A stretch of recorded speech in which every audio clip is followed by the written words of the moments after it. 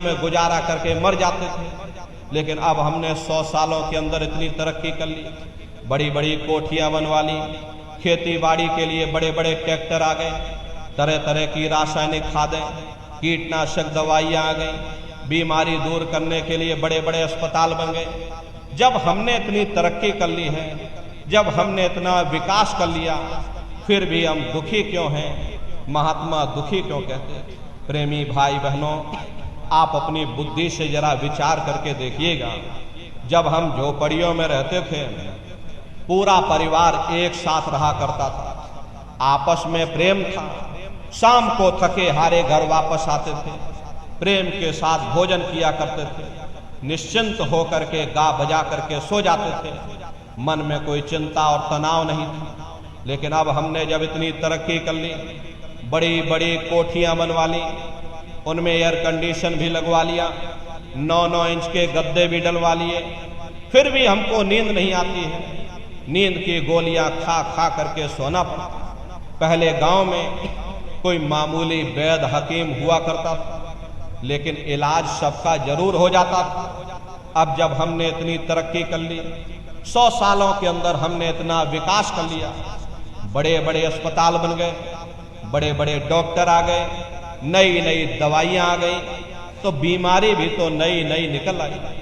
इसका मुख्य कारण है लोग अनाज की पैदावार को बढ़ाने के लिए तरह तरह के रासायनिक खादें, कीटनाशक दवाइयों का इस्तेमाल करने लगे, जिसका प्रभाव हमारे शरीर पर पड़ता है। लोगों का खान पान गंदा हो गया, मांस, मछली, अंडा, शराब जैसे प्रेमी भाई बहनों गंदी चीजों का लोग सेवन करने लगे, जिसका प्रभाव हमारे शरीर पर पड़ता है। डॉक्टर जरूर हैं, पर मिलते किसको हैं?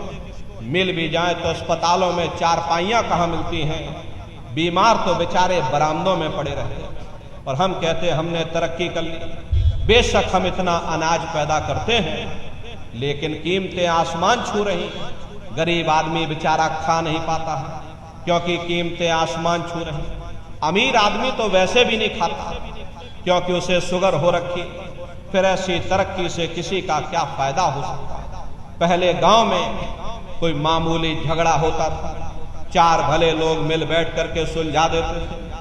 अब आप मुकदमा करके देख लीजिए, क्या मजाल 20-25 साल से पहले आपको कोई फैसला मिल जाए। अरे आप किसी से पूछ करके देखिएगा, यहाँ किसी को फुर्सत नहीं है। डॉक्टर को फुर्सत नहीं, जज को फुर्सत नहीं, वकील को फुर्सत नहीं, कारखानेदार को फुर्सत नहीं, उद्योगपतियों को फुर्सत नहीं, नेताओं को फुर्सत नहीं। सबके चेहरे पर चिंता और तनाव की लकीरें हैं। फिर ऐसी तरक्की से किसी का क्या फायदा हो सकता है? ये तरक्की का कसूर नहीं है, ये हमारा अपना कसूर है। हम उन चीजों के कैदी बन गए। ये चीजें हमारे लिए बनी थी, न कि हम उनके लिए बने थे।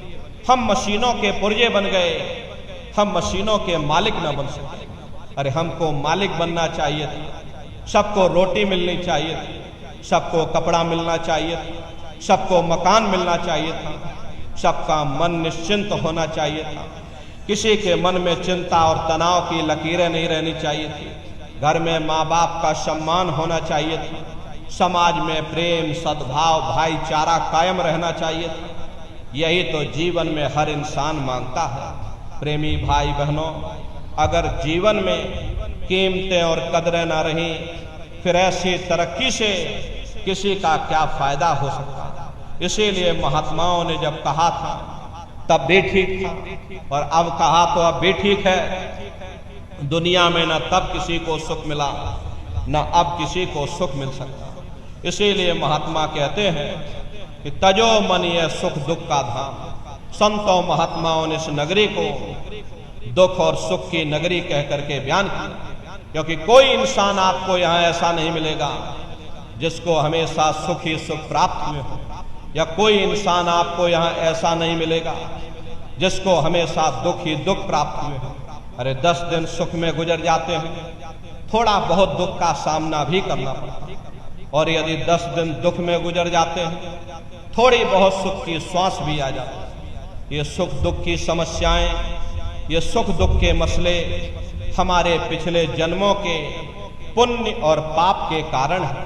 जब पाप और पुण्य इकट्ठे होते हैं तब हमें इंसान का जामा मिलता है। यदि पुण्यों के कारण हम लोग सुखी हो जाते हैं तो उन पापों के कारण हमको दुख का सामना भी करना पड़ता है। प्रेमी भाई बहनों, ये सुख दुख की समस्याएं, ये सुख दुख के मसले न कभी किसी से हल हुए न कभी किसी से हो सकते, लेकिन महात्मा जिंदगी गुजारने का ऐसा सरल, ऐसा सुगम साधन और तरीका समझाते हैं जिस पर चल करके हमारा ध्यान सुख दुख की समस्याओं से परे चला जाता है। महात्मा कहते हैं, लगो तुम अब चढ़कर सतनाम। अगर तुम सुख पाना चाहते हो, अगर तुम शांति पाना चाहते हो तो सतनाम की खोज करो, क्योंकि जितना समय तुम्हारा ध्यान उस मालिक की भक्ति में लगा रहेगा, तुम दुनिया में 2-4 दिन जरूर सुख हासिल कर सकते हो। और अगर तुम्हारा ध्यान मालिक की भक्ति से हट जाएगा तो सारी दुनिया तुम्हारे लिए दुख का रूप बन करके खड़ी हो जाएगी। आप अपनी बुद्धि से जरा विचार करके देखिएगा। एक छोटा सा बच्चा अपने पिता की उंगली पकड़ करके मेला या नुमाइश में घूमने जाता है। उसे मेले की हर साजो सामान बड़ी खूबसूरत नजर आती है। किसी जगह खेल खिलौनों की दुकानें लगी, कहीं गुड्डे गुड़ियों की दुकानें लगी, कहीं झूलों की दुकानें लगी, कहीं मिठाई और पकवान की दुकानें लगी। वो बच्चा यही सोचता है कि शायद ये खुशी हमको मेले के साजो सामान से मिल रही है। और अगर भूल करके भी वो बच्चा अपने पिता की उंगली छोड़ देता है तो वह सारा साजो सामान उसी जगह रहता है, लेकिन बच्चा रोने चिल्लाने लगता, चीखने लगता। तब उसे खुद ब खुद महसूस होता है ये खुशी हमें तभी तक प्राप्त हो सकती है जब तक हमने अपने पिता की उंगली पकड़ रखी थी। अरे हमारा पिता कौन है? वो परमात्मा है, वो परमेश्वर है जिसने अंड खंड ब्रह्मांड की रचना की। जितना अरसा, जितना समय तुम्हारा ध्यान मालिक की भक्ति में लगा रहेगा, हम दुनिया में 2-4 दिन जरूर सुख हासिल कर सकते हैं। और अगर तुम्हारा ध्यान मालिक की भक्ति से हट जाएगा तो सारी दुनिया तुम्हारे लिए दुख का रूप बन करके खड़ी हो जाएगी। इसलिए प्रेमी भाई बहनों, चारों तरफ से अपने ख्याल ध्यान को समेट करके एक मन एक चित्त होकर के उस मालिक की भक्ति करो। सुरत शब्द नाम की कमाई करो। सुरत शब्द नाम की कमाई करना, सब जतन दूर अब धरना। कोई दूसरा उपाय करने की जरूरत नहीं है, कोई तीसरा विकल्प अपनाने की जरूरत नहीं है। ऐसा मत करना कि गंगा गए तो गंगा राम बन गए और जमुना गए तो जमुना दास बन गए। चलो जब भी कर लें तब भी कर लें, पूजा भी कर लें, पाठ भी कर लें, कोई ना कोई उपाय कारगर होगा ही। प्रेमी भाई बहनों, इस बात को हमेशा ध्यान में रखिएगा, जो पानी 100 सुराखों से बहेगा वो कभी खेत नहीं सींच सकता। अगर हम अपने ध्यान को दुनिया में चारों तरफ फैलने देंगे तो हम कभी कुछ भी प्राप्त नहीं कर सकते। नाम विसार चलहि अनिमार्ग, अंत काल पछताई। नाम की कमाई का तरीका छोड़ करके और किसी रास्ते पर चल करके देख लो, अंत समय पछताना पड़ेगा। क्योंकि नाम को पकड़ करके, शब्द को पकड़ करके ये जीवात्मा ऊपर से नीचे आई है, तो शब्द को ही पकड़ करके ये जीवात्मा नीचे से ऊपर को चढ़ेगी। प्रेमी भाई बहनों, वो शब्द की डोरी, वो नाम की डोरी कर्मों के कारण हाथ से छूट गई है। तब से लेके आज तक न जाने कितने युग और कल्प बीत गए, हम लोग यहीं पर भटका खा रहे हैं। अगर वो नाम की डोरी हाथ में आ जाए, शब्द की डोरी हाथ में आ जाए, तो शब्द कर्म की रेख कटावे, शब्द शब्द में जाय मिलावे। शब्द वो साबुन है, शब्द वो अंजन है जो तुम्हारे कर्मों की रेख पर मेख मार देगा। प्रेमी भाई बहनों, और तुम्हें शब्द को पकड़ा करके मंजिल दर मंजिल अपने घर वापस पहुंचा देगा। इसीलिए महात्मा कहते हैं भाई सुरत शब्द नाम की कमाई करना, सब जतन दूर अब धरना। जितने भी महात्मा इस धराधाम पर आए, सुरत शब्द नाम की कमाई करके उस परमात्मा को प्राप्त किया। सबसे पहले देखिए कबीर साहब आए। कबीर साहब ने सुरत शब्द नाम योग की साधना जारी की। उसके बाद गुरु नानक साहब आए। गुरु नानक साहब ने भी सुरत शब्द नाम योग की साधना जारी की। उसके बाद और भी महात्मा आए, कबीर, नानक, दादू दरिया, भीखा रविदास जी महाराज, पलटू साहब जी महाराज, जगजीवन साहब जी महाराज। आप चित्रकूट में चले जाइए, देखिए गोस्वामी जी महाराज जिन्होंने रामचरितमानस बनाई, जिसका पाठ आप सभी लोग अपने अपने घरों में, मंदिरों में बैठ करके करते हो। उन्होंने भी उस मालिक को पाया तो सुरत शब्द नाम योग की साधना करके ही पाया। आप राजस्थान में चले जाइए, देखिए मीराबाई हुई, सहजोबाई हुई, उन्होंने भी उस मालिक को पाया तो सुरत शब्द नाम योग की साधना करके ही पाया।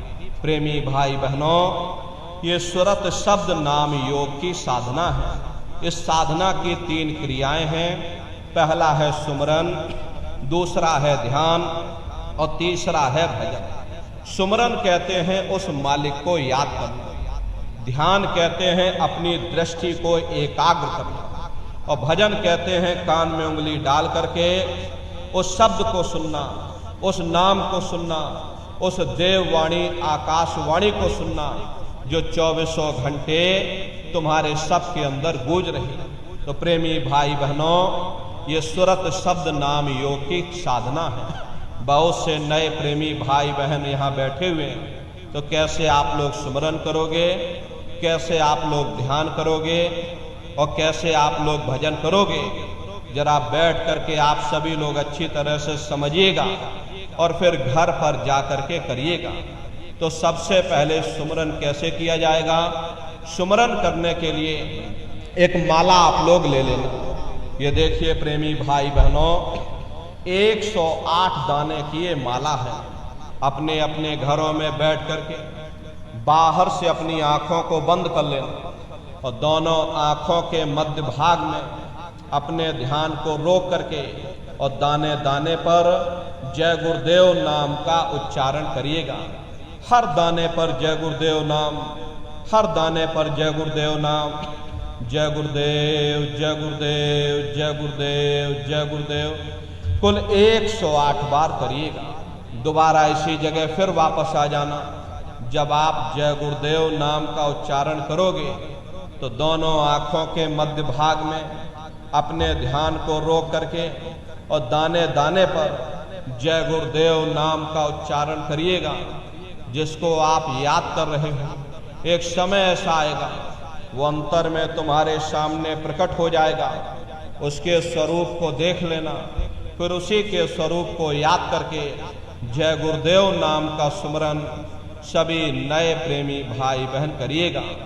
दूसरी बार फिर यहीं से जय गुरुदेव नाम का सुमरन, तीसरी बार फिर यहीं से जय गुरुदेव नाम का सुमरन, चौथी बार फिर यहीं से जय गुरुदेव नाम का सुमरन, पांचवी बार फिर यहीं से जय गुरुदेव नाम का सुमरन। इस तरह से कुल 8 बार जय गुरुदेव नाम का सुमरन सभी नए प्रेमी भाई बहन करिएगा। और 8 बार करने के बाद में ये माला आप रख देना। प्रेमी भाई बहनों, ये जय गुरुदेव नाम किसी साधारण इंसान का नाम नहीं, ये स्वयं उस अनामी महाप्रभु का नाम है।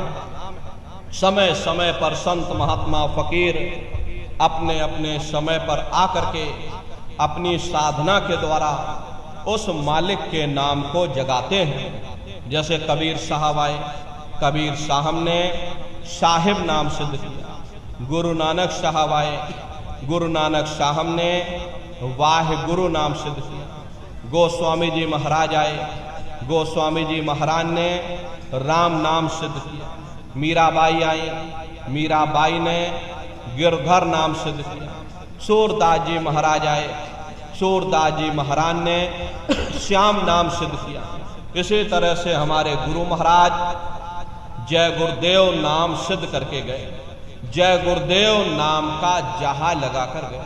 अगर इस जहाज पर सारी दुनिया बैठेगी, ये जहाज सारी दुनिया को पार करेगा। एक है साध है सब सद है, और सब साध है सब जाए।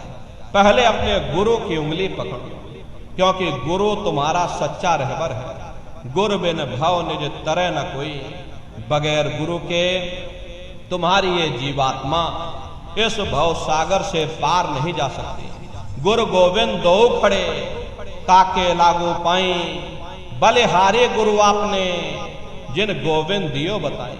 महिमा उन्हीं की है जिन्होंने उस गोविंद को लखा दिया। इस संसार में हमारे 3 तरह के गुरु होते हैं। पहले गुरु हमारे माता पिता होते हैं, जो हमें जन्म देते हैं, हमारा पालन पोषण करते हैं, बचपन से हमारे अंदर संस्कार डालते हैं। ये माता पिता हमारे पहले गुरु होते हैं। दूसरे गुरु हमारे शिक्षक होते हैं, जो हमें स्कूलों में कॉलेजों में हमें जो भौतिक ज्ञान देते हैं, ये हमारे दूसरे गुरु होते हैं। और तीसरे हमारे आध्यात्मिक गुरु होते, जो हमारी जीवात्मा को इस भव सागर से पार ले जाते हैं। इसीलिए कहा गया है, गुरुर ब्रह्मा गुरुर विष्णु गुरुर्देवो महेश्वर गुरुर साक्षात पर ब्रह्म तस्मै श्री गुरुवे नमः। 3 लोक 9 खंड में गुरु से बड़ा न कोई, और कर्ता करे न कर सके, और गुरु करे सो होई। इसलिए प्रेमी भाई बहनों, साधना करने से पहले जय गुरुदेव नाम का सुमरन सभी नए प्रेमी भाई बहन करिएगा। और सुमरन करने के बाद में फिर आप लोग ध्यान पर बैठिएगा। दूसरा है ध्यान, और ध्यान कहते हैं दृष्टि को एकाग्र करना, अपनी दिव्य दृष्टि को खोलना, अपने तीसरे नेत्र को खोलना, अपने शिव नेत्र को खोलना। तो कैसे आप लोग ध्यान करोगे, जरा अच्छी तरह से समझ लीजिए। अपने अपने घरों में पलथी मार करके आप लोग बैठिएगा। शरीर को टाइट मत करना। बहुत से प्रेमी ये गलती कर देते हैं कि ध्यान के समय पर अपने शरीर को बिल्कुल टाइट कर देते हैं। यदि आप अपने शरीर को टाइट कर दोगे तो ये शरीर आपका थक जाएगा, फिर शरीर ढीला पड़ जाएगा, फिर जैसे के तैसे हो जाओगे। इसलिए पहले से ही अपने शरीर को बिल्कुल ढीला छोड़ देना। जितना आराम से आप बैठोगे उतना आपके लिए अच्छा रहेगा। तो अपने अपने घरों में पलथी मार करके ढीले बदन से आराम से बैठ जाना। बाहर से अपनी आंखों को बंद कर लेना। इन आंखों पर कोई जोर मत देना।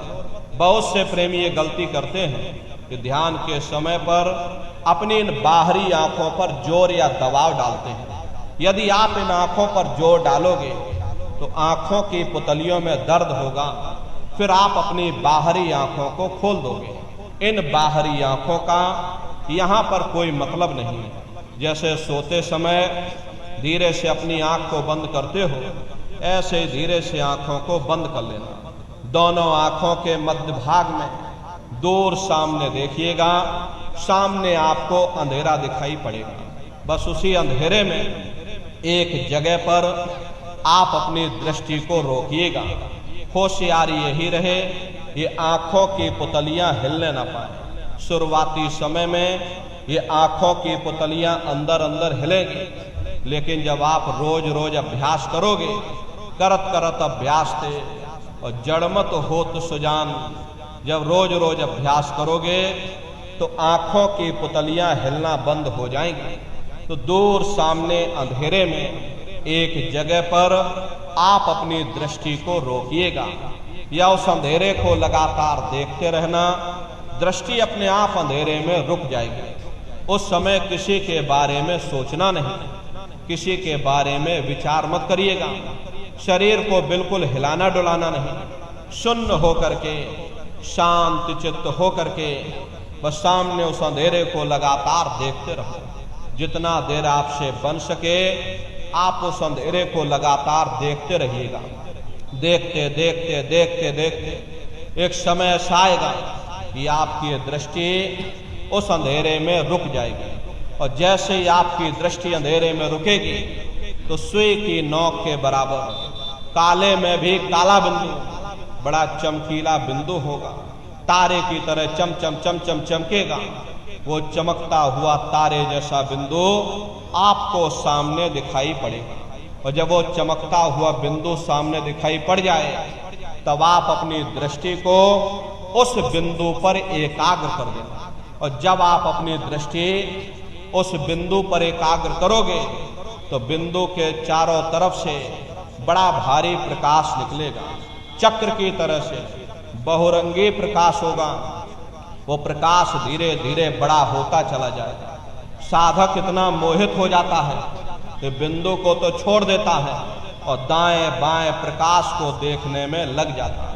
अगर दाएं बाएं प्रकाश को देखने में लग जाओगे, क्योंकि प्रकाश उस बिंदु से निकल रहा और आपने बिंदु को छोड़ दिया, प्रकाश को देखने में लग गए, तो प्रकाश भी गायब हो जाएगा और बिंदु भी गायब हो जाएगा। फिर अंतर में अंधेरा छा जाएगा, फिर आपको उतनी मेहनत करनी पड़ेगी। इसलिए दाएं बाएं बिल्कुल मत देखिएगा। आपका निशाना उस बिंदु पर टिका रहे जिसमें से वो प्रकाश निकल रहा। वही बिंदु दरवाजा है, वही बिंदु खिड़की है। उसी को हरि का द्वार यानी कि हरिद्वार कहा गया। बहुत विशाल वो दरवाजा है।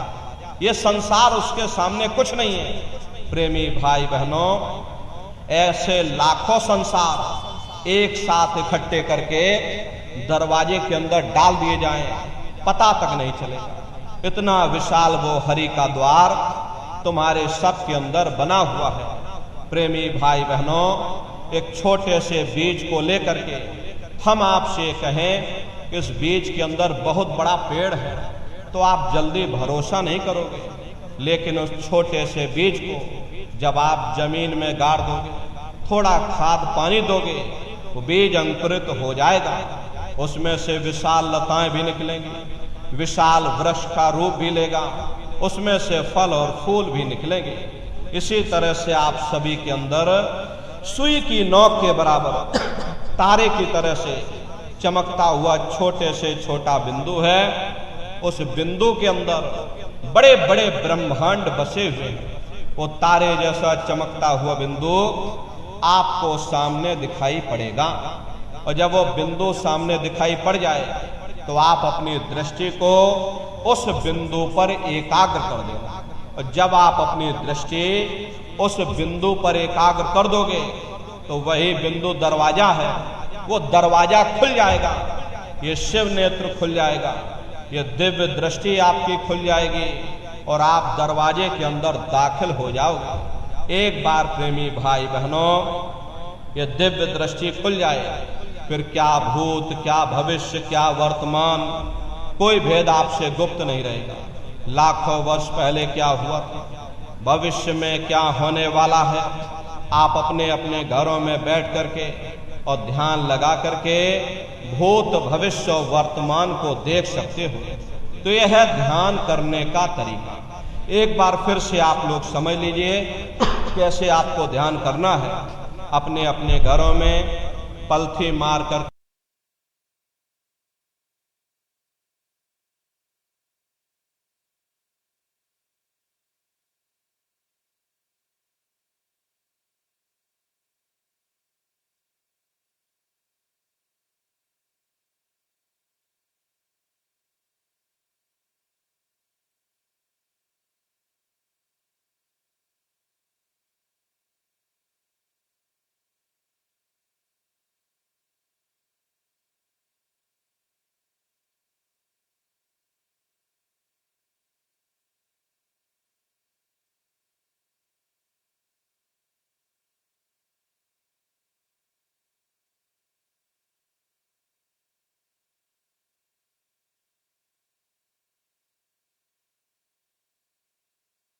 शून्य होकर के, शांत चित्त होकर के बस सामने उस अंधेरे को लगातार देखते रहे। जितना देर आपसे बन सके एक जगह बैठ करके आप उस अंधेरे को लगातार देखते रहो। देखते देखते देखते देखते एक समय ऐसा आएगा कि आपकी दृष्टि उस अंधेरे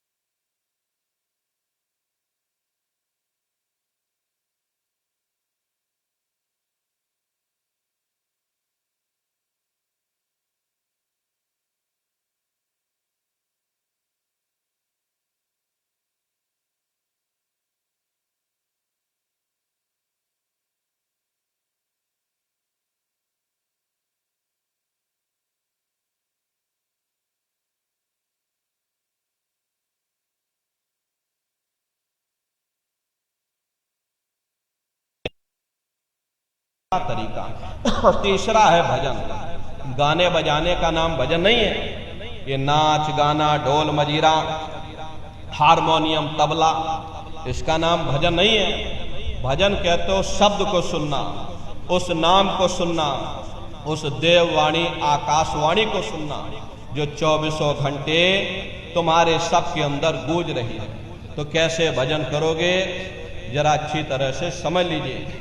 ये दोनों उंगली कानों में डाल करके ये कानों को बंद कर लेना। कान इसीलिए बंद किए जाते हैं ताकि बाहर की कोई आवाज आपको सुनाई न पड़े। अपनी सुविधा से बैठिएगा।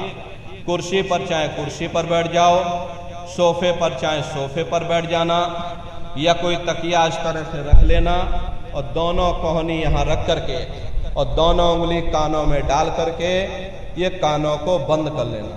बहुत सी हमारी माताएं बहनें हैं, बूढ़े बुजुर्ग हैं, अरे भाई आपके घुटनों में दर्द होता है या रीढ़ की हड्डी में दर्द होता है और आप बैठ करके भजन नहीं कर पाते हो, तो आप लेट करके भजन करिएगा। ऐसे सीधे लेट जाना, लेटे लेटे आंख और कान को बंद कर लेना। मतलब तो आंख और कान को बंद करना है, चाहे आप लेट करके करो या चाहे आप बैठ करके करो। यही कहा गया है भाई आंख कान मुख बंद कराओ, अनहद झिंगा शब्द सुनाओ। यानी पहले अपनी आंख को बंद करो, अपने मुख को बंद करो, दोनों उंगली कानों में डाल करके ये कानों को बंद कर लो और ऊंचे से ऊंचा ध्यान दे करके उस आवाज को सुनने की कोशिश करो। प्रेमी भाई बहनों, जब आप अपने कानों को बंद करके और अंतर में गौर से ध्यान दे करके सुनोगे तो शुरू शुरू में आपको ऐसा अनुभव होगा कि कहीं सीटी जैसी आवाज हमारे कानों में बज रही है। टी, इस तरह से सीटी जैसी आवाज शुरू शुरू में आप सभी को सुनाई पड़ेगी। करना कुछ नहीं है, लेटे हो चाहे बैठे हो, बस आप उस आवाज को सुनते रहना और सुनते सुनते उसी में लीन हो जाओ। जब आप उसमें लीन हो जाओगे, लगातार उसको सुनते रहोगे, तो एक समय ऐसा आएगा दोबारा आपको अनुभव होगा कि कहीं बड़ी दूर से एक महीन आवाज, घंटे और शंख की आवाज हमारे कानों में बज रही है। जैसे मंदिरों में घंटियां बजती हैं, टन टन टन टन, इसी तरह से घंटे और शंख की आवाज आपको अपने अंदर सुनाई पड़ेगी। मालूम पड़ेगा जैसे कानों में दूर से छन छन करके घंटे की आवाज बज रही है। प्रेमी भाई बहनों, हालांकि घंटे की आवाज सिर की चोटी से हो करके टकराती है, लेकिन कानों से सुनने की आदत हम लोगों को पड़ी हुई है। इसीलिए शुरू शुरू में मालूम होगा कि वो आवाज कानों से हो करके आ रही है। लेकिन इस बात का ध्यान रखिएगा, बाईं तरफ से अगर आवाज आए तो बाईं तरफ से आवाज को मत सुनना, हमेशा दाहिनी तरफ से उस आवाज को सुनने की कोशिश करना। ध्यान दे करके जब आप उस आवाज को सुनोगे तो धीरे धीरे वो घंटे और शंख की आवाज आपको सुनाई पड़ने लग जाएगी। उसी घंटे शंख की आवाज को महात्माओं ने शब्द कहा। प्रेमी भाई बहनों, यही महात्माओं ने लिखा है कि पोथी पढ़ पढ़ जग मुआ और पंडित भया न कोई, और 2.5 अक्षर प्रेम का पढ़े सो पंडित हुए। दुनिया वाले कहते हैं कि 2.5 अक्षर का मतलब प्रेम है। अरे प्रेम नहीं है, प्रेम में तो मात्रा लगी हुई। यहाँ पर जिस 2.5 अक्षर का वर्णन उन महात्माओं ने किया है वो है शब्द, शा आदा बा और दा। उसी शब्द को महात्माओं ने नाम कहा। कल युग जोग न जग न ज्ञाना, एक आधार नाम गुण गाना। कलयुग में न योग है, न यज्ञ है, न ये ज्ञान है। कलयुग में क्या है? कलयुग केवल नाम आधारा, सुमिर सुमिर नर उतर ही। कलयुग में केवल नाम का आधार है। यही मीराबाई ने कहा कि पायो जी मैंने नाम रतन धन पायो, वस्तु अमोलक दे मेरे सतगुरु, कृपा कर अपनायो। पायो जी मैंने नाम रतन धन पायो। उसी घंटे शंख की आवाज को महात्माओं ने शब्द या नाम कह करके याद किया। उसी घंटे शंख की आवाज को ईसा मसीह साहब ने वर्ड या लागस कहकर याद किया। उसी घंटे संग की आवाज को गुरु नानक साहब ने अनहद वाणी कहकर के याद किया। चीन में जो महात्मा हुए उन्होंने इसको ताओ कहकर के याद किया। मुसलमान फकीरों ने इसे कलमा कहकर के याद किया। हिंदू महात्माओं ने इसे देववाणी आकाशवाणी कहकर के याद किया। उन अलग अलग महात्माओं ने अपनी अपनी भाषा में हम लोगों को समझाने की कोशिश की है कि भाई वो घंटे संग की आवाज तुम्हारे सब के अंदर गूंज रही है, वो आपको सुनाई पड़ेगी, लेकिन शुरुआती समय में आपको ऐसा मालूम पड़ेगा कि कहीं बड़ी दूर पर घंटियां बज रही टन टन टन टन, लेकिन सुनाई हरेक को पड़ेगी। प्रेमी भाई बहनों, जब घंटे और शंख की आवाज आपको अपने अंदर सुनाई पड़ने लग जाए तब आप सीटी की आवाज को छोड़ देना और घंटे शंख की आवाज को पकड़ लेना, उसको आप सुनने लग जाना। जब आप उसको सुनने लग जाओगे वो आवाज धीरे धीरे बढ़ना शुरू होगी और बढ़ते बढ़ते इस कदर बढ़ेगी कि आपके रोम रोम में घंटे और शंख की आवाज गूंजने लग जाएगी। बड़ी घनघोर आवाज होती है, बड़ी मधुर वो आवाज होती है। दुनिया भर के गाने जो आप लोग बाहर सुनते हो, उस संगीत के सामने ये दुनिया के संगीत कुछ नहीं है। जब आप उस संगीत को सुनोगे इतना भारी आनंद आपके ऊपर छा जाएगा, इतनी खुशी आपको होगी, ऐसा नशा आपके ऊपर चढ़ जाएगा कि आप सारी दुनिया को भूल जाओगे। शंकर भगवान को वही नशा चढ़ा था। शंकर भगवान कोई गांजा भांग नहीं पीते थे। ये तो हमने आपने शंकर भगवान को भी बदनाम कर दिया कि शंकर भगवान गांजा भांग पीते थे तो चलो हम भी गांजा भांग फूकेंगे। लेकिन ऐ नर नारियों, शंकर भगवान ने कभी गांजा भांग नहीं पिया। शंकर भगवान जिस नशे में लीन रहते थे वो नाम का नशा था, वो ध्यान का नशा था, वो भक्ति का नशा था। जब आप उस आवाज को सुनोगे वो आवाज आपको अपनी ओर खींचेगा, तो जब खिंचाव होगा तो जीवात्मा का फैला हुआ प्रकाश 9 दरवाजों से सिमटने लगेगा। अब ये 9 दरवाजे कौन कौन से हैं? देखो प्रेमी भाई बहनों, अच्छी तरह से आप लोग समझिएगा कि बहुत बड़ा विज्ञान है। दुनिया का विज्ञान जब समाप्त हो जाएगा तो ये विज्ञान प्रारंभ होगा। यही सच्चा सनातन विज्ञान है जो ऋषियों मुनियों ने समझाया, जो आदि अनादि काल से चला रहा, जिसको ये संसार भूल गया और बाहरी पाखंड में और कर्म कांडों में उलझ गया। तो आज सच्चे सनातन विज्ञान को समझने की जरूरत है। तो 9 दरवाजे कौन कौन से हैं? 2 आंख, 2 कान, 2 नाक के सुराख, 1 मुंह, 2 मलमूत्र का रास्ता, ये शरीर के 9 दरवाजे हैं। सबसे पहला दरवाजा गुदा चक्र आता है। गुदा चक्र में गणेश जी वास करते हैं। गणेश जी वहाँ के मालिक हैं। ये 4 दल का कवल है। यहाँ पर पृथ्वी तत्व पाया जाता है। उसके ऊपर इंद्रिय चक्र आता है। इंद्रिय चक्र में ब्रह्मा जी वास करते हैं। ब्रह्मा जी वहाँ के मालिक हैं। ये 6 दल का कवल है। यहाँ पर प्रेमी भाई बहनों जल तत्व पाया जाता है। उसके ऊपर नाभि चक्र आता है। नाभि चक्र में विष्णु जी वास करते हैं। विष्णु जी यहाँ के मालिक हैं। ये 8 दल का कवल है। यहाँ पर अग्नि तत्व पाया जाता है। उसके ऊपर ये हृदय चक्र आता है। हृदय चक्र में शिव जी वास करते हैं। शिव जी यहाँ के मालिक हैं। 12 तत्व प्रेमी भाई बहनों 12 दल का कवल है। यहाँ पर वायु तत्व पाया जाता है। अरे वास्तव वो ऊपरी मंडलों में, ऊपरी लोकों में वास करते हैं, लेकिन उनका प्रकाश, उनकी किरणें इन चक्रों पर पड़ती हैं। उसके ऊपर एक कंठ चक्र आता है। यहाँ पर आद्या महाशक्ति की किरणें पड़ती हैं। ये 16 दल का कवल है। और आप सबसे ऊपर, तुम्हारी जीवात्मा सबसे ऊपर दोनों आंखों के मध्य भाग में बैठी है, जहां पर ये देवियां बिंदी लगाती हैं और पुरुष जहां पर ये टीका लगाते हैं। ये बिंदी और टीका यहाँ पर हम लोग इसीलिए लगाते हैं क्योंकि यहीं पर हमारी जीवात्मा बैठी है, उसका श्रृंगार किया जाता है। ये 10वां द्वार है प्रेमी भाई बहनों, जहां पर ये जीवात्मा बैठी हुई है, इसी को 10वां द्वार कहते हैं। अरे आप लोग रोज चौपाई गाते हो कि मंगल भवन अमंगल हारी, द्रवौ सुदशरथ अजर बिहारी। प्रेमी भाई बहनों, इसका अर्थ समझने की कोशिश करो। ये शरीर तुम्हारा मंगल भवन है, तुम्हें अमंगलों से बचाने वाला, तुम्हें नरकों और चौरासियों से बचाने वाला ये पंच भौतिक शरीर ही तुम्हारा मंगल भवन है।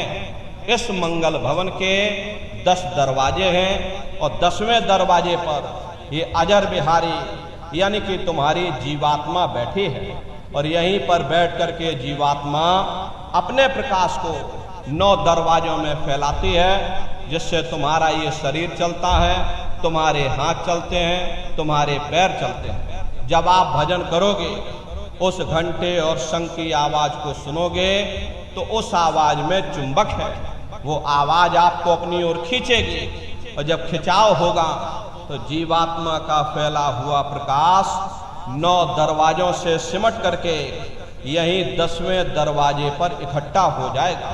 और जैसे ही सारी शक्ति, सारी चेतना सिमट करके यहाँ पर इकट्ठी हुई, तो शब्द क्या काम करेगा?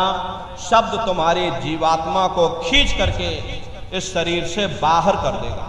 फिर आप अपनी आंखों से देखिएगा कि हमारा शरीर ये है, हम ये खड़े। आप अपने शरीर से अलग हो जाओगे। जैसे चिड़िया होती है, चिड़िया घोंसले से निकल करके आसमानों की उड़ान भरती है, शाम को फिर अपने घोंसले में आ जाती है। ऐसे तुम्हारी ये जीवात्मा इस शरीर रूपी घोंसले से निकल करके ब्रह्मांडों की सैर करेगी, देवी देवताओं के दर्शन करेगी, भगवान राम के दर्शन करेगी, भगवान कृष्ण के दर्शन करेगी, और घूम करके फिर अपने शरीर रूपी घोंसले में वापस चली आएगी। प्रेमी भाई बहनों, आप इस तरह से समझ लीजिए, जैसे मान लो आप किसी जंगल में खो गए और चारों तरफ अंधेरा ही अंधेरा, कोई रास्ता आपको नजर ना आ रहा, तो आप किसी टापू या पहाड़ पर चढ़ करके और वहीं से आवाज लगाते हो कि भाई कोई हमारी आवाज को सुन रहा हो तो कृपया करके हमको रास्ता बताओ। मान लो किसी आदमी ने आपकी आवाज को सुना और उसने आपको आवाज दी कि भाई हम तुमको ये आवाज दे रहे हैं, तुम इस आवाज को पकड़ करके और तुम हम तक पहुंच जाओ। भले ही हमें दिखाई ना पड़े, लेकिन हम उसकी आवाज को पहले ध्यान से सुनेंगे कि वो आवाज पूरब से आ रही या पश्चिम से आ रही, और फिर उस आवाज को पकड़ करके हम उसी जगह पहुंच जाएंगे जहां पर वो व्यक्ति हमको आवाज दे रहा है। ठीक उसी प्रकार से इस मानव मंदिर के अंदर, इस हरि मंदिर के अंदर वो परमात्मा आवाज दे रहा है। जब ये जीवात्मा उस आवाज को सुनेगी तो उस आवाज को पकड़ करके ये जीवात्मा वहीं पहुंच जाएगी जहां वो परमात्मा बैठ करके आवाज दे रहा है। तो वो आवाज कब सुनाई पड़ेगी? जब आप भजन करोगे, और जब घंटे और शंख की आवाज को सुनोगे तो उसी घंटे शंख की आवाज को पकड़ करके ये जीवात्मा ब्रह्मांडों की चढ़ाई करती है। पलक झपकते ये जीवात्मा खरबों योजन ऊपर चली जाती है। ये चांद, सूरज, सितारों को पार करने के बाद में सबसे पहले जो आपको लोक मिलेगा उसे महात्माओं ने शिवलोक कहा। शिवलोक तमोगुणी स्थान है, वहाँ के मालिक शिव जी हैं, वो पार्वती जी के साथ उस लोक में विराजमान है। चैतन्य धार जो ऊपर से नीचे आ रही, जैसे महात्माओं ने गंगा कहा, वे अपना केंद्र बिंदु शिवलोक को बनाती है। इसीलिए शिव जी की जटा में ये गंगा दर्शाई जाती हैं। इस लोक में असंख्यों जीवात्माएं रहती हैं। ये सभी जीवात्माएं शिव स्वरूप में मौजूद होती हैं। शिव जी का दर्शन करने के बाद में फिर घंटे शंख की आवाज को पकड़ करके फिर जब आप ऊपर चढ़ोगे, उसी के ऊपर ब्रह्मा जी का लोक आएगा। ब्रह्मा जी का लोक वो रजोगुणी स्थान है। वहाँ के मालिक ब्रह्मा जी हैं। वो गायत्री, सावित्री और सरस्वती के साथ उस लोक में विराजमान है। और ब्रह्मा जी का दर्शन करने के बाद में फिर घंटे शंख की आवाज को पकड़ करके फिर जब आप ऊपर चढ़ोगे उसी के ऊपर विष्णु लोक आएगा। घंटे और शंख की आवाज को पकड़ करके रखना पड़ता है। यदि आपने उस आवाज को वहां छोड़ दिया तो सेकंड भर आपको नहीं लगेगा, धड़ाम से आप अपने शरीर में फिर वापस लौट आओगे और इन बाहरी आंखों को खोल दोगे।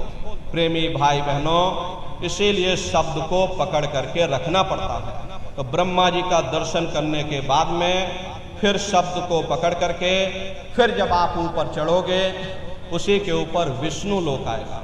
विष्णु लोक वो सतोगुणी स्थान है, वहाँ के मालिक विष्णु जी हैं। उनका बड़ा मनमोहक स्वरूप है।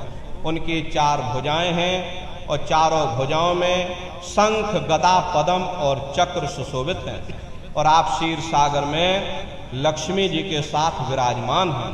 ये तीनों देवता ब्रह्मा, विष्णु और महादेव अपने अपने लोक में बैठ करके राज कर रहे हैं। एक रचयिता है जो हम जीवों को रचता है, एक पालनहार है जो हम जीवों को पालता है, एक प्रेमी भाई बहनों हम जीवों को नष्ट कर देता है। एक का काम है शरीर को बनाना, एक का काम है शरीर की सुरक्षा करना, एक का काम है शरीर को नष्ट कर देना। इनकी जो माता हैं वो आद्या महाशक्ति हैं। ब्रह्मा, विष्णु, महादेव लोक के ऊपर वो आद्या महाशक्ति का लोक आता है, उसी को देवी दुर्गा का लोक कहा जाता है। प्रेमी भाई बहनों, उसी लोक को पार करने के बाद में सबसे पहले जो आपको देश मिलेगा उसे महात्माओं ने सहस दल कवल कहा। वो राजधानी है। जैसे आपके उत्तर प्रदेश की राजधानी लखनऊ है, आजमगढ़ आपका जिला है, इसी तरह प्रेमी भाई बहनों वो सहस दल कवल राजधानी है। ये ब्रह्मा, विष्णु, महादेव के जो लोक हैं उस राजधानी के अंतर्गत आने वाले जिले हैं। और राजधानी का जो मालिक है वो निरंजन भगवान है। ये ब्रह्मा, विष्णु, महादेव ये निरंजन भगवान के ही पुत्र हैं। और ये आद्या महाशक्ति ये निरंजन भगवान के अर्धांगिनी है। और निरंजन भगवान स्वयं तीनों लोकों के मालिक हैं। उन्हीं को त्रिलोकीनाथ कहा जाता है। हिंदू उन्हीं को परमात्मा कहते हैं, मुसलमान उन्हीं को खुदा कहते हैं, ईसाई उन्हीं को गॉड कहते हैं। घंटे और शंख की आवाज जो हर इंसान के अंदर गूंज रही, वो आवाज उन्हीं के मुखार बिंद से हो रही। निरंजन भगवान का जो स्वरूप है वो ज्योतिष स्वरूप है। हजार बाती की अखंड ज्योति वहां पर बराबर जल रही है। परम प्रकाश रूप दिन राती, नहीं कछु चाहिए दिया घृत बाती। अखंड ज्योति वहां पर जल रही है। अरे हम लोग यहाँ पर ज्योति जलाते हैं, ये तो हम आप उसकी नकल करते हैं। महात्माओं ने जरा सा आपको चिन्ह बता दिया कि भाई उनका ऐसा स्वरूप है, तो हम लोग यहाँ पर नकल करने लगे। इस ज्योति में तेल की जरूरत पड़ती है, बाती की जरूरत पड़ती है। तेल बाती खत्म हो जाए, ज्योति तुम्हारी बुझ जाएगी। लेकिन वो अखंड ज्योति वहां पर ऐसी जल रही जिसमें ना तेल की जरूरत है और ना बाती की जरूरत है। अरे महात्माओं ने लिखा है, उल्टा कुआ गगन में तिसमें जरे चिराग, तिसमें जरे चिराग, बिना रोगन बिन बाती, 6 ऋतु 12 मास जरत रहे दिन राती। सतगुर मिले जो होए ताह की नजर में आवे, बिन सतगुर नहीं कोई वाह को दर्शावे। वो अखंड ज्योति ऐसी है जिससे पूरा ब्रह्मांड प्रकाशवान हो रहा। जितने भी ऋषि मुनि महात्मा आए, प्रेमी भाई बहनों, उसी ज्योति का दर्शन करते हुए आए, उसी का उन्होंने वर्णन किया। प्रेमी भाई बहनों, भगवान राम वहीं से नीचे उतारे गए। इसीलिए उस देश को अयोध्या नगरी या कौशलपुर देश भी कहा जाता है। गोस्वामी जी महाराज जब साधना करके वहां पहुंचे, तभी गोस्वामी जी महाराज ने रामचरितमानस में लिख दिया। देखो प्रेमी भाई बहनों, रामचरितमानस में गोस्वामी जी महाराज ने जो भी लिखा है वो सब अंतर का भेद लिखा। जब उन्होंने साधना किया, साधना करके जब ऊपर गए, जो कुछ उन्होंने ऊपर जा करके देखा वो रामचरित्र मानस में लिख दिया। आप लोग ऊपर गए नहीं, आपने कुछ देखा नहीं, इसीलिए आप अर्थों को समझ नहीं पाते हो और अर्थ का अनर्थ कर देते। तो क्या लिखा गोस्वामी जी महाराज ने? देखिए गोस्वामी जी महाराज रामचरित्र मानस में लिखते हैं कि मुद्यो नैन त्रसत में भयो पुन चितवत कौशलपुर गयो। जब मैंने अपने बाहर की आंख बंद की, मेरी अंतर की आंख खुल गई और मैं क्या देख रहा हूं? मैं कौशलपुर देश में पहुंच गया। मोह विलोक राम मुस्काई, मुझे देख करके भगवान राम प्रसन्न हो गए। उन्होंने ऊपर जाने का मुझे रास्ता दे दिया। मैं ऊपर जा करके क्या देख रहा हूं? उधर माज सुनंडज राया, देखे बहु ब्रह्मांड निकाया। अति विचित्रता लोक अनेका, रचना अधिक एक देता। विचित्र विचित्र भांत के वहां पर लोक बने, एक से बढ़कर एक सुंदर। सोने के वहां पर महल बने जिनकी शोभा अवर्णीय है। प्रेमी भाई बहनों, वो असली अयोध्या नगरी है, वो भगवान राम का असली देश है। राम जी का दर्शन करने के बाद में फिर तुम्हारी यही जीवात्मा दूसरे मंडल की आवाज को पकड़ करके दूसरे मंडल की चढ़ाई करेगी। श्याम तज श्वेत को गहना, सुरत को तान धुन सुनना। बंक के द्वार धस बैठो और त्रिकुटी जाय कर लेना। उसी के ऊपर दूसरा देश आता है जिसे महात्माओं ने त्रिकुटी देश कहा। वहां के जो मालिक हैं वो ब्रह्म है। वहीं से मन और माया की उत्पत्ति हुई। वहीं से तीन गुण, रजोगुण, तमोगुण, सतोगुण, तीनों गुणों की उत्पत्ति वहीं से हुई। ये जो आपके वेद हैं, वेदों को सारी दुनिया पढ़ती है। बड़े बड़े पंडित पुरोहित, ज्ञानी विज्ञानी, ज्ञानाचार विज्ञानाचार वेदों का अध्ययन करते हैं। वेदों की भी उत्पत्ति उसी स्थान से हुई है। अरे महात्मा कहते हैं कि त्रिकुटी महल में विद्या सारा, घनहर गरजे बजे नगारा, लाल वरन सूरज उजियारा। वहां पर दो धुनें, बादलों की गर्जन और मृदंग की आवाज उस लोक में गूंजती रहती है। और ब्रह्म का जो स्वरूप है लाल वरन सूरज उजियारा। ये सूरज कुछ नहीं है। ऐसे लाखों लाख सूर्य इकट्ठे करोगे तो वहां का एक सूर्य बनेगा। महात्मा जब साधना करके वहां पहुंचे तभी महात्माओं ने लिख दिया, लाली मेरे लाल की जित देखूं उत लाल, लाली देखन में गई मैं भी हो गई लाल।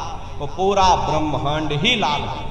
तो जितने साधक वहां पहुंच जाते हैं उन सभी को योगेश्वर कहा जाता है। योगेश्वर की पदवी उन्हीं को मिलती है जो ब्रह्म स्थान तक पहुंच रखते हैं। जैसे व्यास जी हुए, वशिष्ठ जी हुए, वाल्मीकि जी हुए, इन सब की पहुंच वहीं तक है। इसीलिए कहा गया कि वाल्मीकि भय ब्रह्म समाना।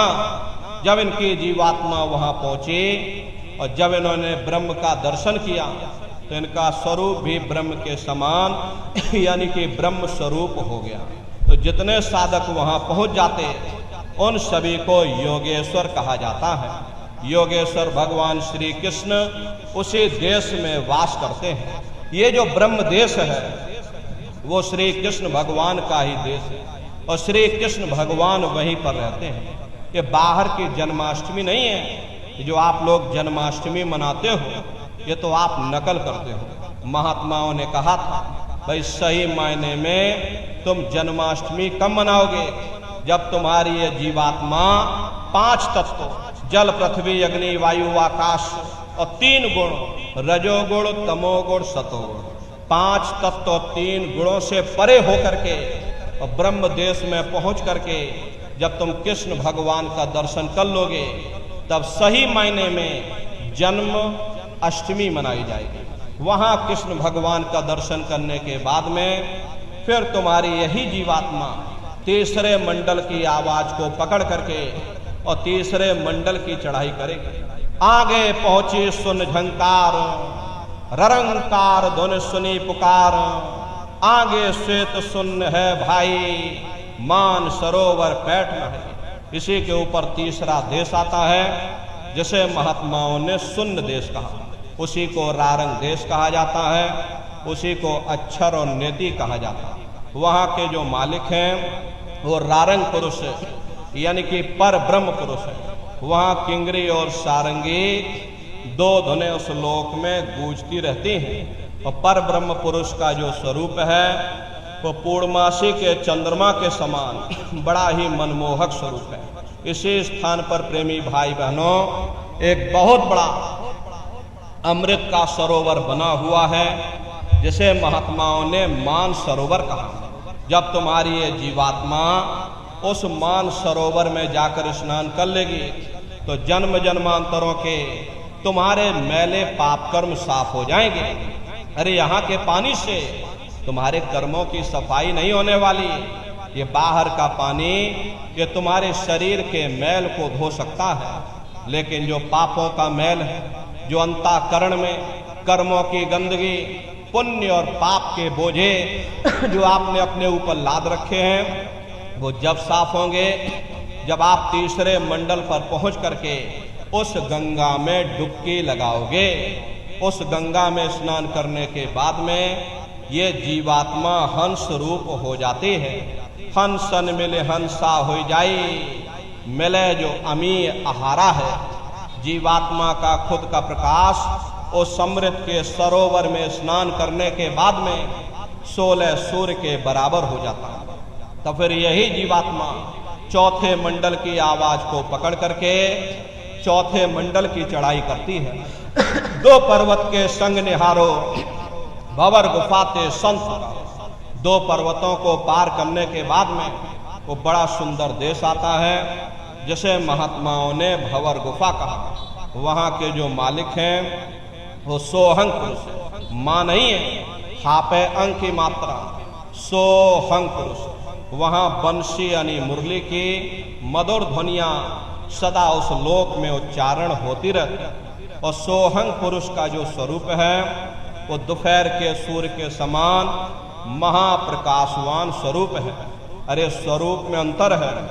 पहले स्थान पर निरंजन भगवान का जो स्वरूप है वो ज्योतिष स्वरूप है। दूसरे स्थान पर ब्रह्म का जो स्वरूप है वो सुबह के लाल सूर्य के समान है।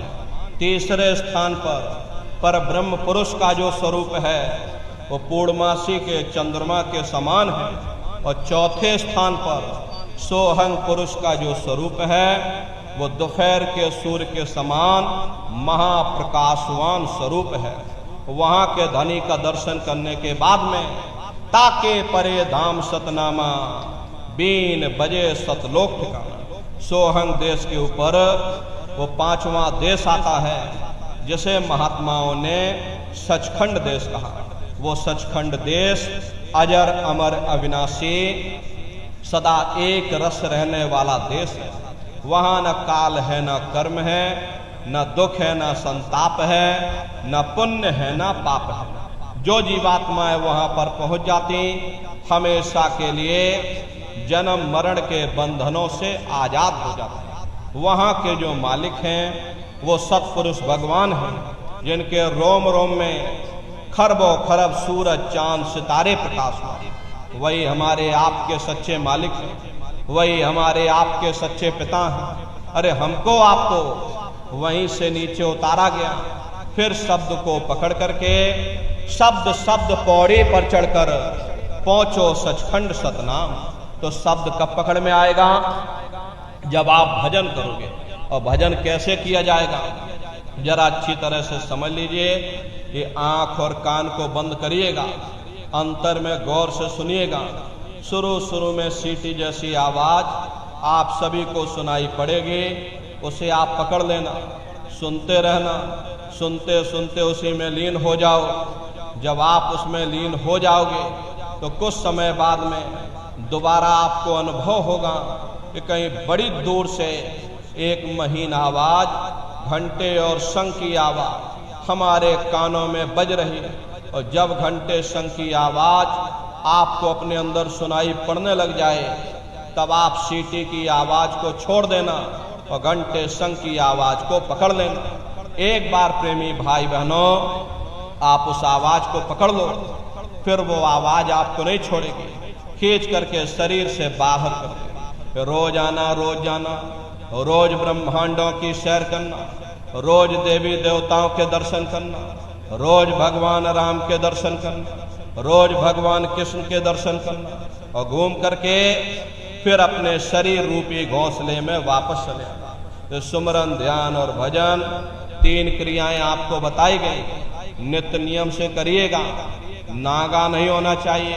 अरे आप शरीर को भोजन देते हो, सुबह दोपहर शाम रात भोजन करते रहते, लेकिन कभी तुमने विचार ही नहीं किया ये जीवात्मा जो जन्म जन्मांतरों से बेचारी भूखी प्यासी बैठी है, जिसकी शक्ति से तुम्हारा ये भारी भरकम शरीर चल रहा, तो कभी अपनी जीवात्मा को तुमने भोजन नहीं दिया।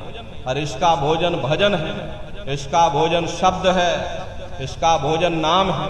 अपना ये नियम बनाओ कि पहले हम अपनी जीवात्मा को भोजन देंगे, फिर अपने शरीर को भोजन देंगे। अगर ये नियम तुम्हारा बन गया तो तुम्हारा लोक भी बन जाएगा और तुम्हारा परलोक भी बन जाएगा। प्रेमी भाई बहनों, उस मालिक को पाने के लिए तुम्हें कोई घर बार नहीं छोड़ना, तुम्हें कोई समाज नहीं छोड़ना, तुम्हें कोई जात बिरादरी नहीं बदलनी। अरे जात पात के रगड़े झगड़े ये तुम्हारे अपने नहीं है, ये सिर्फ मन की खुराफात है। अरे आप अपनी बुद्धि से विचार करिएगा, जब गुरु नानक साहब नहीं आए थे तब कोई सिख नहीं था, जब मोहम्मद साहब नहीं आए थे तब कोई मुसलमान नहीं था, जब ईसा मसीह साहब नहीं आए थे तब कोई ईसाई नहीं था। और पीछे लौटते चले जाओ तो केवल मनुष्य ही मनुष्य रह जाते हैं। ये रगड़े झगड़े किसने पैदा किए? ये हमने आपने पैदा किए। अरे कोई भी महात्मा यहाँ पर आकर के ना कोई कौम मनाने आता है, ना कोई महात्मा यहाँ मजहब चलाने आते हैं, न कोई यहाँ जात बिरादरी को बदलने आते हैं, और ना ही आप हमारे हाथों में ये डंडे और तलवारें देने के लिए आते हैं। अरे आप तो सच्चा मार्ग, सनातन मार्ग समझाने के लिए इस धराधाम पर शरीर रूप में अवतरित होते हैं। महात्मा कोई जात बिरादरी नहीं देखते, महात्मा कोई ऊंच नीच भेदभाव पैदा नहीं करते। अगर महात्माओं ने भेदभाव किया होता तो देखो भगवान राम जंगलों में रहने वाली आदिवासी महिला सबरी का जूठा बेर भगवान राम नहीं खाते। निर्मल मन जन सो मोह पावा, मोह कपट छल छिद्र न पावा। इसीलिए महात्मा कहते हैं भाई जात पात पूछे नहीं कोई, हर का भजय सो हर का हो। लोग यहाँ जात पात बनाते बनाते मर गए, लेकिन नर नारियों, जब तुम्हारी ये जीवात्मा इस मनुष्य रूपी चोले को छोड़ करके ऊपर जब तुम धर्मराज की कचहरी में पहुंचोगे, वहां न तुमसे ये पूछा जाएगा कि भाई तुम किस जाति के हो, या तुम किस कौम के हो, या तुम किस मजहब के हो। अरे भाई तुम हिंदू हो या मुसलमान हो, तुम हिंदुस्तान से आए हो या कहीं और से आए हो। अरे वहां तुम्हारे कर्म देखे जाएंगे, भक्ति भाव देखा जाएगा, मालिक से मिलने का प्रेम और प्यार देखा जाएगा।